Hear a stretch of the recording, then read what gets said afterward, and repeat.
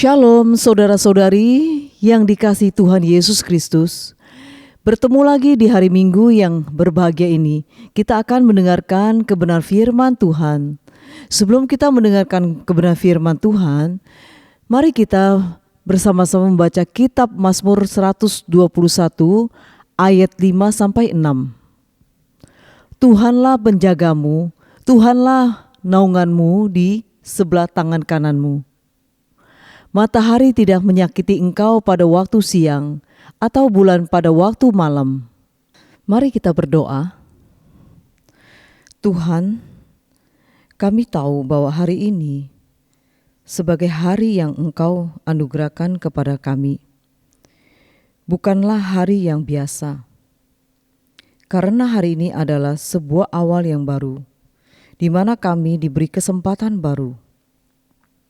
Jikalau kemarin kami gagal dalam pekerjaan, hari ini Engkau beri kesempatan untuk mencobanya lagi. Jikalau kemarin kami gagal berbaikan dengan orang-orang tertentu, entah itu pasangan atau anak, atau rekan atau teman kami, hari ini Engkau beri kesempatan untuk memperbaikinya. Jikalau kemarin kami gagal dalam mentaati firman-Mu, hari ini Kau beri kesempatan baru untuk menikmati kuasa Roh-Mu. Kalau kemarin kami terbentur dan jatuh, hari ini Engkau beri kami anugerah baru untuk bangun dan berjalan lagi. Terima kasih untuk semua kesempatan kedua yang dengan murah hati Engkau berikan kepada kami. Saat ini kami juga kembali mendapat kesempatan mendengar lagi firman-Mu. Ajarlah kami menghargai kesempatan itu dan menangkap dengan baik. Kami bersyukur dan kami berdoa di dalam nama Tuhan Yesus. Amin. Meskipun hari ini dunia menganggap mahkota yang ia kenakan sebagai tanda kehinaan, namun bagi kita mahkota itu merupakan tanda kemenangan dan kehidupan. Kendaki pun bagi dunia kafari merupakan tempat yang menjijikan, namun bagi kita kafari merupakan tempat terindah yang suatu saat akan menjadi tempat yang dipuji-puji oleh semua umat manusia yang percaya kepada Yesus Kristus. Tenangkanlah hati dan jiwamu. Kita sudah berada di tempat yang tepat. Ingatlah selalu Getsemani dan Kafari adalah rumah kita. Mahkotailah Raja hidup, mulia bagimu. Ingat mahkota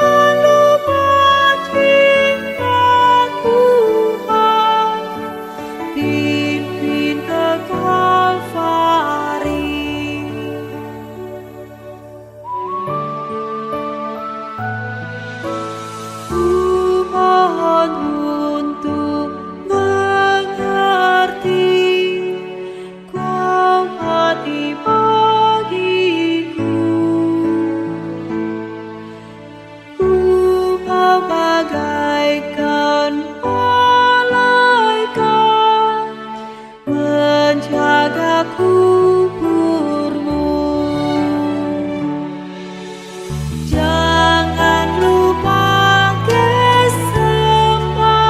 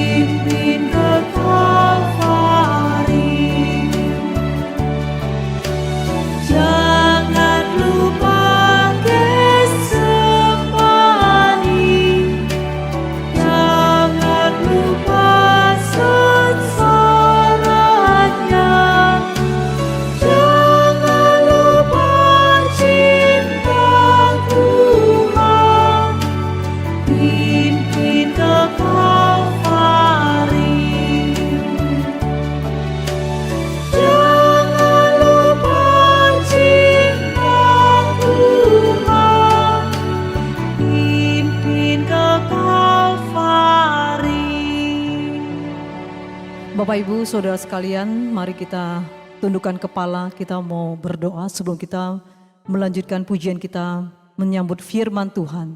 Mari kita berdoa. Bapa kami yang di sorga, dikuduskanlah namamu, datanglah kerajaanmu, jadilah kehendak-Mu di bumi seperti di sorga. Berikanlah kami pada hari ini makanan kami yang secukupnya, dan ampunilah kami akan kesalahan kami, seperti kami juga mengampuni orang yang bersalah kepada kami. Dan jangan bawa kami ke dalam pencobaan, tetapi lepaskanlah kami daripada jahat. Karena Engkau yang punya kerajaan dan kuasa dan kemuliaan sampai selama-lamanya. Amin. Mari kita mengaku pengakuan iman rasuli. Aku percaya kepada Allah, Bapa yang Maha Kuasa, Kalib langit dan bumi, dan kepada Yesus Kristus anaknya yang tunggal Tuhan kita, yang dikandung dari Roh Kudus, lahir dari anak darah Maria, yang menderita sengsara di bawah pemerintah Pontius Pilatus, disalibkan, mati dan dikuburkan, turun ke dalam kerajaan maut. Pada hari ketiga bangkit pula dari antara orang mati, naik ke surga, duduk di sebelah kanan Allah, Bapa yang Maha Kuasa, dan dari sana ia akan datang untuk menghakimi orang yang hidup dan yang mati. Aku percaya kepada Roh Kudus, gereja yang kudus dan persekutuan orang kudus, pengampunan dosa, kebangkitan tubuh dan hidup yang kekal. Amin.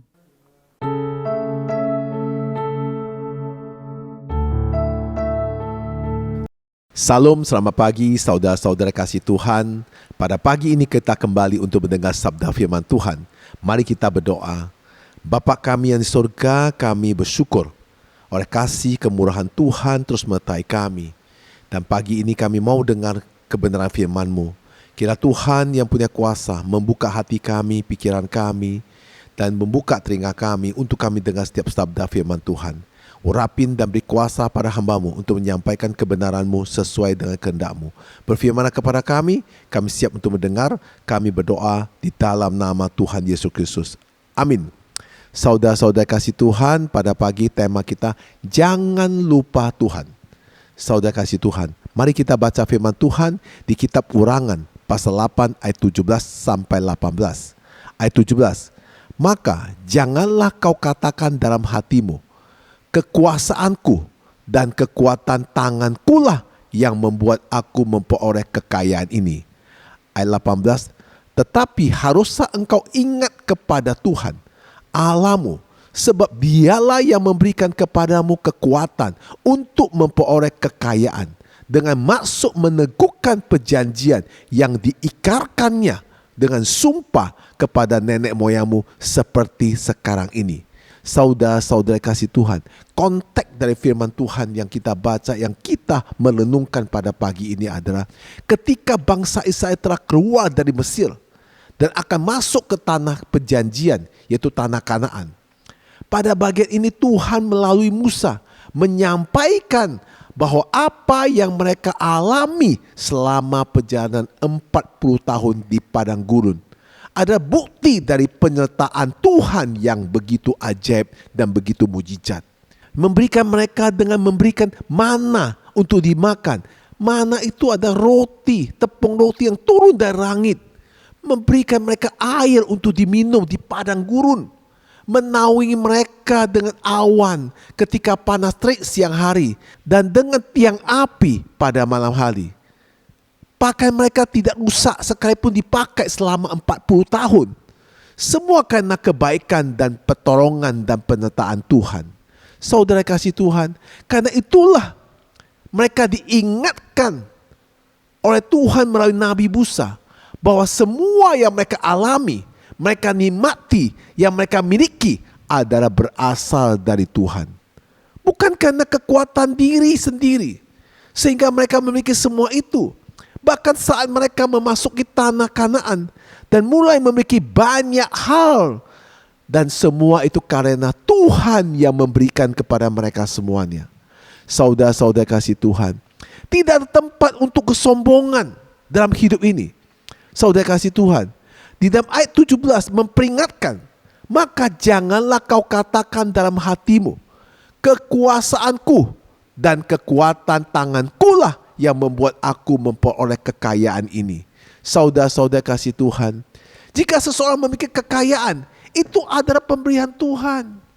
Jika saudara memiliki hari ini, punya harta, benda yang banyak, itu adalah pemberian Tuhan.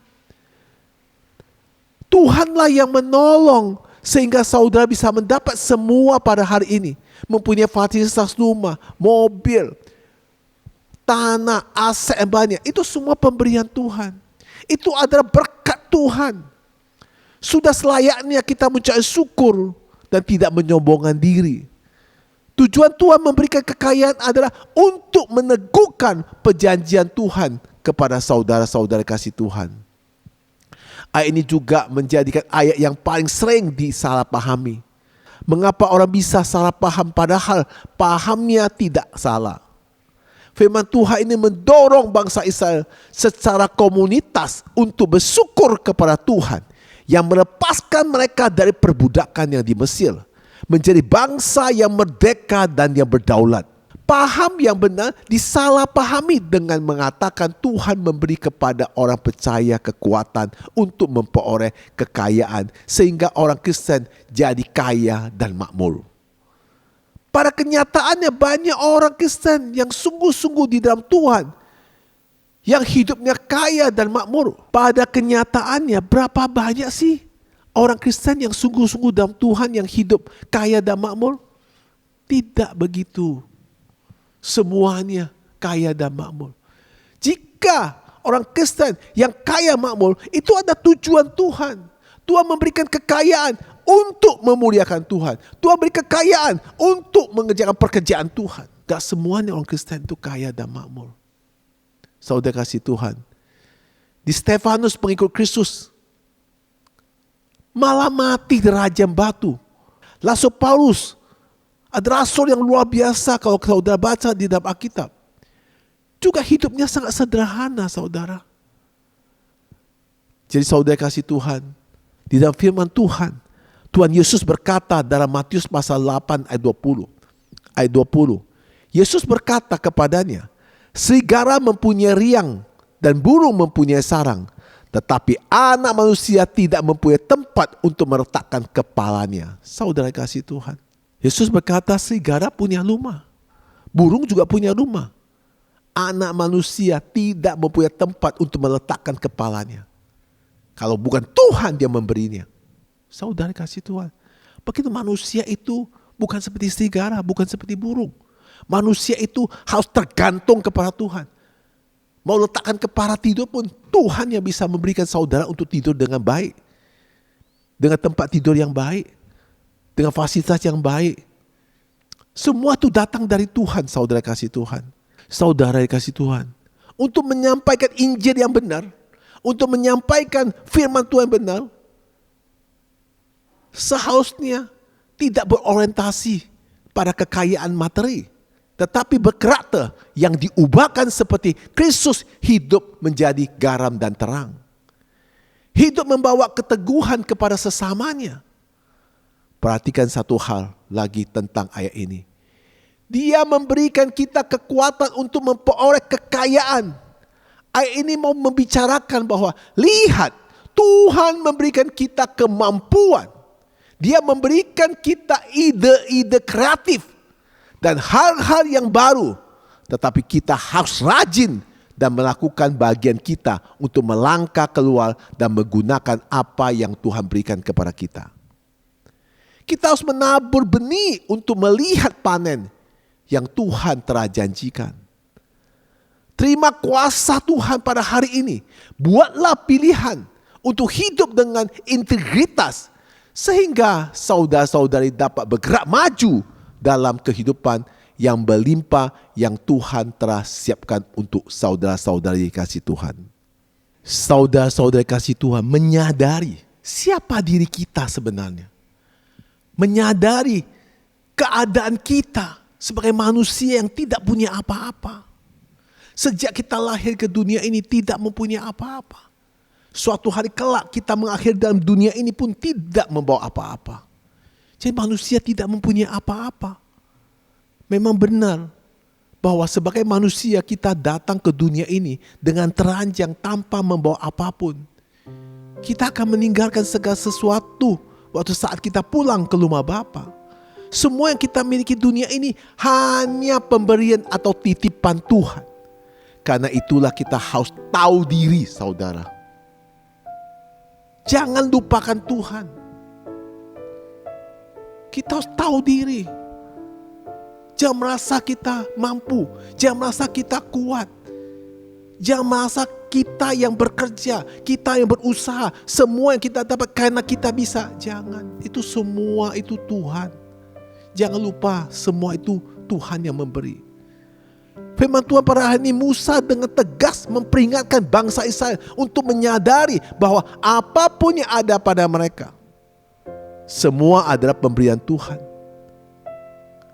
Kalau hari ini saudara memiliki kekayaan, itu pemberian Tuhan. Semua yang diperoleh itu atas kemurahan Tuhan. Semua yang diperoleh itu karena kemurahan Tuhan.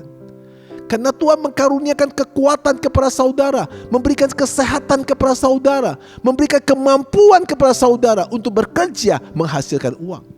Karena itu kita memiliki kekayaan, janganlah sombong, merasa bangga, merasa mampu, merasa hebat. Sebab semua ini adalah milik Tuhan. Kita hanya dipercaya untuk mengolah. Dunia ini milik Tuhan. Kita hidup ini hanya seperti debu yang sangat kecil. Kalau saudara dari galaksi melihat, bumi itu kecil. Kita itu debu yang kecil. Cuma dititip aja. Biarlah saudara hari ini kita menyadari apapun yang ada pada kita semua milik Tuhan. Belajar bersyukur untuk segalanya. Dalam hidup kita, belajar mengolah dengan bijak, tidak mementingkan diri sendiri. Saat kita dipercayakan kekayaan, maka kita mengolahlah itu semua titipan Tuhan dengan baik, bukan kepentingan diri kita sendiri. Selalu ingat bahwa kita datang ke dunia ini dengan telanjang, akan pulang tanpa membawa apapun, sehingga kita bisa menjalankan hidup dengan tahu diri dan selalu bersyukur. Marilah kita mengucap syukur karena sampai hari ini kita masih bisa menikmati berkat Tuhan. Jika kita sedang masa krisis, jika kita masih dalam kesulitan, keterpurukan, mintalah kepada Tuhan untuk memberkati pekerjaan-pekerjaan kita. Jika kita saat ini dapat menikmati hidup yang berkecukupan, bahkan berkelimpahan, kita mengucap syukur kepada Tuhan. Karena semua itu adalah pemberian Tuhan. Ada tujuan Tuhan ketika Dia memberkati kita, agar kita menjadi berkat dan untuk sekitar kita, dan mendukung pekerjaan-pekerjaan Tuhan. Karena itu kekuatan untuk memperoleh kekayaan bukan yang utama, tetapi mencari Tuhan, mengingatkan segala kebaikannya, itulah yang utama. Saudara kasih Tuhan, selalu dalam hidup kita mengatakan time is money. Betul? Ayat ini sudah kita baca. Saya akan mengambil satu ilustrasi. Jika lalat jatuh di dalam air minum itu kita akan tuang dan buang. Tapi jika lalat itu jatuh di kertas uang, maka lalat itu kita buang. Jika kita tidak berharga di mata orang lain, maka kita dibuang. Jika kita menguntungkan bagi banyak orang lain, maka kita dihargai. Itulah hidup. Maka kita harus bisa berharga di mata Tuhan. Jangan sampai kita dibuang, karena Tuhanlah yang memberkati kita. Allah ingin melakukan segala sesuatu yang besar dalam hidup saudara-saudari. Dia memiliki janji dan berkat untuk saudara-saudari sebelum saudara-saudari memikirkannya. Alkitab mengatakan bahwa Dia memberi kekuatan dan untuk mendapat kelimpahan. Allah ingin saudara-saudara hidup dalam kelimpahan sehingga Dia dapat memakai kehidupan saudara untuk menjadi berkat bagi banyak orang lain. Jika kita bersedia taat, kita membuka hati kita, membuka tangan kita, membuka pintu diri kita, setiap janji Allah kita akan rayakan. Dengan kata lain, ketika kita hidup dalam keunggulan dan integritas, ketika kita mengikuti firman Allah, kita akan berjalan di dalam berkat-berkat-Nya. Seperti pohon yang ditanam di tepi aliran air, di mana daunnya tidak pernah layu. Karena saudara-saudara berhubung dengan sumber air yang tak terbatas. Saudara kasih Tuhan, perhatikan baik-baik dalam satu hal yang tentang ayat ini. Dia memberikan kekuatan untuk memperoleh kekayaan. Ayat ini mau bicara, lihatlah Tuhan memberikan kita kemampuan. Dia memberikan kita ide-ide kreatif, hal-hal yang baru. Tetapi kita harus rajin melakukan bagian kita dan melangkah keluar dan menggunakan apa yang Tuhan berikan kepada kita. Kita harus bisa menabur benih untuk melihat panen yang Tuhan telah janjikan. Terima kuasanya hari ini. Dan buatlah pilihan untuk hidup berintegritas kepada Tuhan. Sehingga saudara dapat bergerak maju dalam kehidupan yang berlimpah untuk Tuhan yang siapkan kepada saudara semuanya. Siap saudara? Jangan lupa Tuhan. Semua itu dari Tuhan. Mari kita berdoa. Bapa kami surga, terima kasih Engkau mengingatkan kami. Kami hidup sebagai manusia. Sejak lahir di dunia ini tidak membawa apa-apa. Dan suatu hari kelak kami akan kembali pun tidak bawa apa-apa. Semua yang ada titipan. Engkau mengingatkan kepada kami, semualah adalah Tuhan yang beli. Jangan sampai kita hidup menganggap kita bisa. Jangan kita sampai kita sebagai manusia hidup menganggap kita mampu. Semua adalah titipan Tuhan. Semua adalah berasal dari Tuhan. Terima kasih Tuhan atas ingat itu. Kita akan menjadikan integritas yang baik. Jika kita diberkati, maka kita akan menjadi orang yang menjadi saluran berkat untuk banyak orang dan memuliakan Tuhan. Dan kami berdoa, Tuhan pakailah kami menjadi saluran orang berkat untuk banyak orang. Di dalam nama Yesus kami berdoa. Amin. Saudara kasih Tuhan, jangan sampai kita lupa Tuhan. Jangan menganggap kita hebat. Jangan menganggap kita itu kuat. Semua itu Tuhan yang memberikan kita kuat. Tuhan yang memberikan kita mampu. Jika saudara hari ini diberkati, semua dari Tuhan. Jika saudara hari ini belum diberkati, ingat bersandar pada Tuhan. Jangan bersandar pada manusia. Semua berasal dari Tuhan. Hidup ini hanya titipan. Tuhan Yesus memberkati.